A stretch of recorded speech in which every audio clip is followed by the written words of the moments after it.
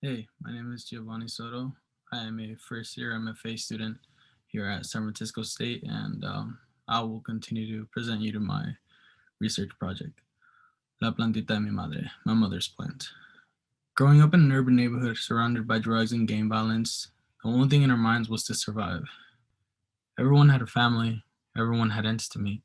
Some worked 9 to 5 jobs and struggled, others sold weed and other demands on the side, which gave them more time to spend with their kids. My early perception of cannabis was tainted by a one sided perspective, but changed as I gained alternate experiences. My parents were old school traditional Mexicans with conservative outlooks. Their experiences with weed was limited to having acquaintances who smoked it and seeing drug cartels massacring each other for the plants. The cartels mass produced the plant to fulfill their greed for control, money, and power. On the other hand, I recently found out that one of my grandmothers would hire workers to grow cannabis for her on her land, and she would sell in bulk for those who offered. Is she bad too? Cannabis has been used as a medicine and even for rituals in cultures around the world. The Aztecs, my ancestors, would use it as a physical and spiritual healer, as well as a ceremonial practice. This is where I make my personal connections to. Approximately 7 years ago, during my senior year of high school, my mother was suffering through several illnesses, including diabetes, rheumatoid arthritis, lupus, and at one point, stomach cancer. The doctors could only prescribe medications by the dozen. I was left to administer these medications and forced to watch the strong woman I once knew begin to lose a once lit light in her aging eyes. In the time span of 4 years, my mother had lost the ability to walk and even work a simple doorknob. I sleeplessly spent days at a time searching over articles, documentaries, and first person accounts on online blogs talking about cannabis and how it helped them. 6 months after graduating high school, I began my freshman year in college. I was growing weed behind my family's back. At 15 years old, I had promised my mother that I would one day find a cure for her suffering.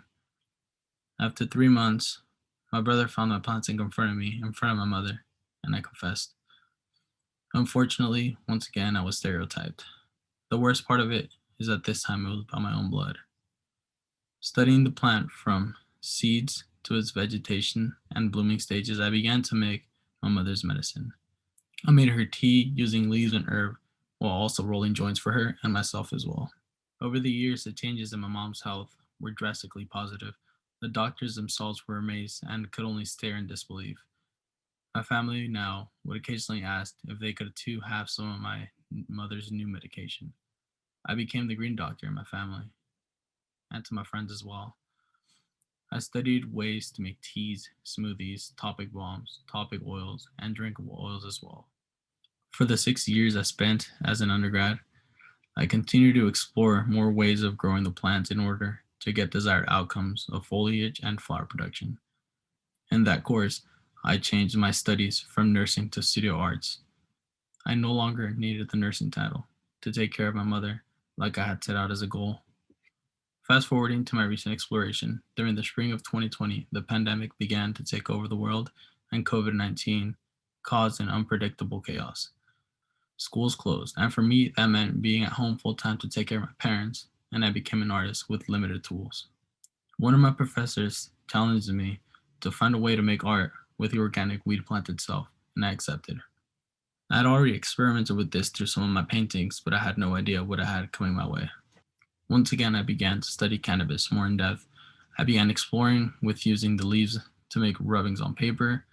I ended my last semester as an undergrad with a new objective. I had to find new ways to implement the plant into my work. I researched and found out some artists who would use leaves, flowers, and vegetables to make ink through an alcohol based extraction process that would collect the desired pigment. Soon enough, after weeks of trials and errors, I was now creating a new cannabis exploration and working style. I also tried to implement another take on including photography into my work along with weed. I came across a process that brings imagery into the surface of the plant or the leaves. This is called chlorophyll printing. I then began to think about the ash produced through the burning process of the herb. It too leaves a stain once contact is made. At this stage, I managed to create artwork through including the medicine, substance, and medium that plays a crucial role in my family's health and my mental well being. I still continue to further explore new ways of creating and further establishing cannabis as a medium through new alternate uses and processes.